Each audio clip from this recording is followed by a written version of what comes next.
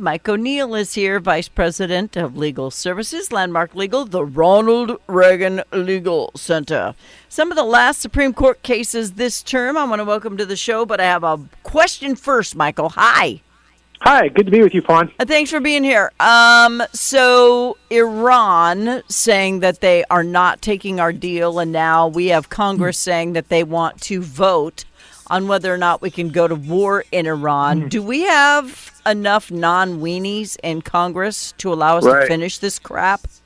Well, the interesting thing here would be if we challenge the constitutionality of the War Powers Act. I mean, this is the law that supposedly that provides the vehicle for Congress to provide these authorizations of use of military force in these endeavors. Of course, there's the ultimate power to declare war, but this is a law that's been on the books that Congress is asserting, and I think the constitutionality of that is certainly questionable. And I think it would be actually a fairly good opportunity to litigate the constitutionality and the propriety of the War Powers Act. Remember, we have a tension here in our constitutional structure. Obviously, Congress has the power to declare war. They also have the appropriations power, so they can determine how to allocate money to continue to wage these hostilities. But the president, in contrast, the president is also commander-in-chief of the armed forces and enjoys substantial executive authority and authority to conduct international relations and to exercise the military when he deems it necessary. So all of this barking around Congress, I think, is maybe a necessary and welcome debate to determine the extent to which that Congress has power under this War Powers Act and whether indeed it's a constitutional law. Yeah. Well, we had to stick up for Israel. We helped Israel. We stopped the nuclear bomb. And I don't want the people of Iran to think we just took a crap on them and left them there under this regime. Yeah. We got to finish the job. Plus, the Strait of Hormuz is not theirs. So them charging a toll or fighting or putting mines in it and stuff like that, that is just out of line and needs to be handled like right now. Yeah, it's necessary for the safety and security of obviously the region and the entire world. I mean, could you imagine a world where we actually can put this behind us and have some sort of normal relations with an Iranian regime that's not openly hostile to virtually every other country except for those few Marxist, communist, terrible nations that are kind of in that zone? I mean, Iran now isn't even. They're not even pretending. They're launching missiles at not simply American targets, but targets throughout the region, or Israeli targets, Kuwaitis, UAE, what have you. So clearly, this needs to be prosecuted to the fullest extent to ensure that we get some sort of positive outcome. Yeah. Hopefully, the Trump administration will see it through. Hopefully, they do. But we're so stupid in America now. We're electing people who actually testified in favor of the terrorist acts in 1993. Can you believe that? So that's how dumb we are in this country right now. It just makes me sick to my stomach. But anyway, Supreme Court, yay! Yep. They're in their last cases. Yeah, almost the home stretch here. I mean, we're talking about we're in early June, and we're going to be seeing these decisions be dropping. There's one that there are going to be some dropping today, and then over the next couple of weeks, look for some big cases. I want to start out with a really important one that I think is going to resonate with most people today, is the Watson versus Republican National Committee. This is an issue regarding the receipt of mail ballots. Right, so certain states, particularly, we could talk about California, obviously, because we're seeing it play out in real time. In Washington State, allows the receipt of mail ballots for up to 21 days after Election Day, and the legality of that apparently on its face, those sorts of state laws conflict with the federal statute, which requires elections to be conducted on Election Day, and really prohibiting the receipt of these ballots. And look at what we're seeing. This is incredibly important. I think it would be really welcome if the Supreme Court, maybe fortuitous, there's no sort of conspiracy on this, but I think it would be particularly fortuitous if the Supreme Court's decision outlawing state law or declaring state laws illegal or in conflict with federal law, these state laws that allow the receipt of mail ballots days and weeks after elections. Look at this. In California, it's absolutely absurd. We're seeing the fraud that's clearly taking place in California when you allow these mail ballots to be trickling in. And by the way, how absurd is it that California election officials are saying weeks before we have a final count of this? You're talking about weeks? The nation of Colombia, for example, can determine the outcomes of their elections hours. Not to mention, of course, all the other states like Florida, et cetera. Oh, hang on. Let me help the liberals. Fortuitous means good. Okay, there you go. Okay. Oh, sorry. Yeah. You learned that in the movie Tombstone, just in case you didn't know that.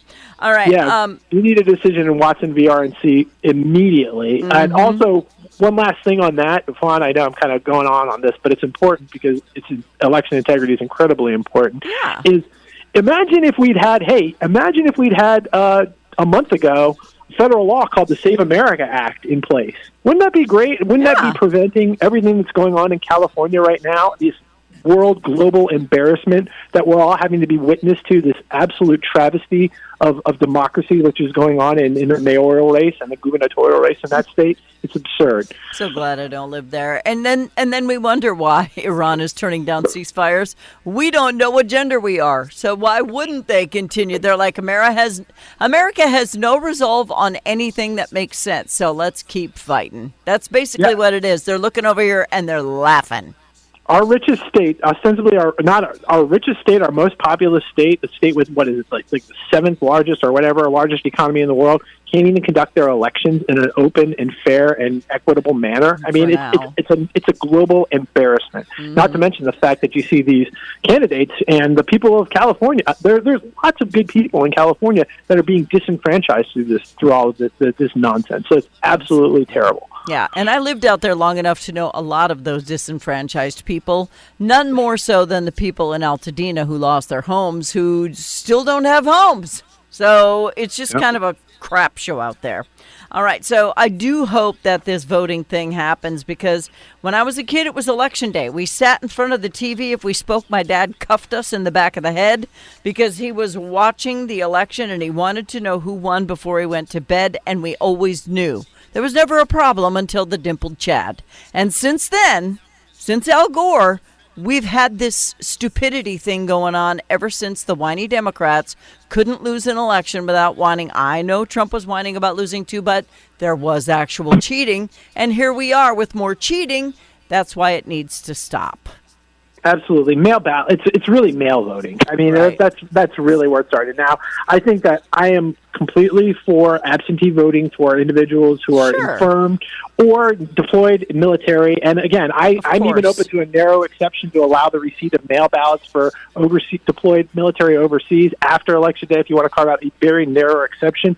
But again, weeks permitting the mail ballots en masse, 70% of all ballots cast to be received over the course of weeks after an election day, absolutely absurd. And by the way, isn't it just a coincidence that it's always one party that emerges victorious in those sorts of cases and over another party? It's not a coincidence. It's not. Now, there's another case, Trump versus Barbara or Barbera. I don't know Barbara, how to say it. What's going on there? This is the executive order pertaining to birthright citizenship case, and arguably this is probably the biggest one of the term. I think it'll most likely be released. Of course, I could be wrong on this, but it most likely will be released on the last day of the term, just because it was argued fairly late, and I think you can look for that decision to come out towards the end of June. The court could go any of a couple ways. My feel for this is that they're going to declare Trump's executive order interpreting the citizenship clause of the 14th Amendment, which would Trump's interpretation, the executive order's interpretation, is that you have to have some sort of allegiance to the United States. In other words, if you're for the mother, in order to convey citizenship. In other words, illegal immigrants who come into the country and give birth, that citizenship isn't automatically conveyed to them. That was the executive order. I don't think the court's going to uphold that. I think my prediction on this is they're going to declare it illegal. They're not going to declare it unconstitutional. Now, let me express the distinction there. Declaring it illegal, there's a law on the books, a federal law that largely mirrors the language of the 14th Amendment, and that says that by subject to the jurisdiction thereof, born in the United States or naturalized, you are an American citizen. I think they're going to limit their decision, a plurality of the court. This is a little complicated, but bear with me. The plurality of the court is going to say the executive order violates the law, and we're not going to rule on the constitutionality of it, because all we have to do is say that it's an illegal executive order, and we can throw it out. Right. That's not an optimal outcome. Obviously, you and myself, you and your listeners and myself would prefer the upholding of the executive order. That being said, if they only rule it illegal, it allows Congress the avenue to declare to pass laws that would outlaw some of this abhorrent behavior. For example, the birth tourism sorts of things, where you have the Chinese billionaire coming into America.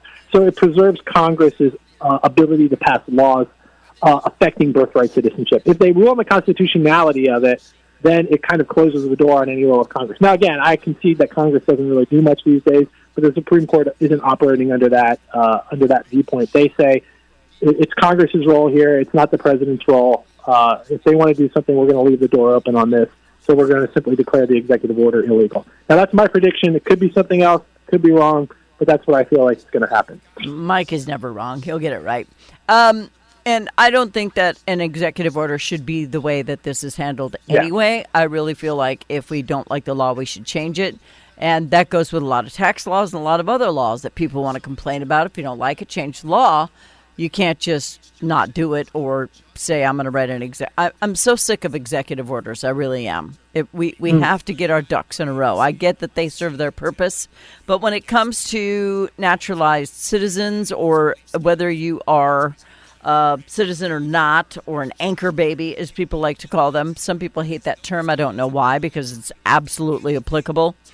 But if you come into this country illegally just to have your baby, you're already pregnant, you're like 9 months pregnant, and you come running across the border and you drop your baby in Los Angeles, that baby's not an American. I'm sorry. Mm-hmm. They're just not. Yeah, and again, and we're talking about, I think most agree with that in principle. It's just, how is that policy? How do we go about doing that? Do we do that via a law from Congress, which is, of course, ideal, or an executive order, which doesn't carry the full force and weight of the law, and is, of course, subject to revocation, right? If a Kamala Harris is elected president, or a Gavin Newsom, that executive order would be thrown out the window. So there wouldn't be any kind of constancy with that. Mm-hmm. So, yeah, it's problematic from a procedural perspective. I do admire the president, though, in trying. He's like, look. He's trying. From the political perspective, he looks at it and says, well, wait a minute. Nobody else is trying to solve these problems. I got to try to solve these problems. But in one term. In one term. Yeah, he's got very little amount of time to fix all the stupid that happened in the last 30 years. So we got to get it done. All right. Mike O'Neill, Vice President, Legal Services, Landmark Legal. These are the last Supreme Court cases for this term. Mike, where do they go to learn more about Landmark Legal? Yeah, just check out our website, landmarklegal.org. We have a newly redesigned website with a lot of the great stuff that we're up to, landmarklegal.org. Check it out, everybody. And Mike, you are amazing. Just want to make sure you know that. Take care, Fawn. Love you. You too. Bye-bye.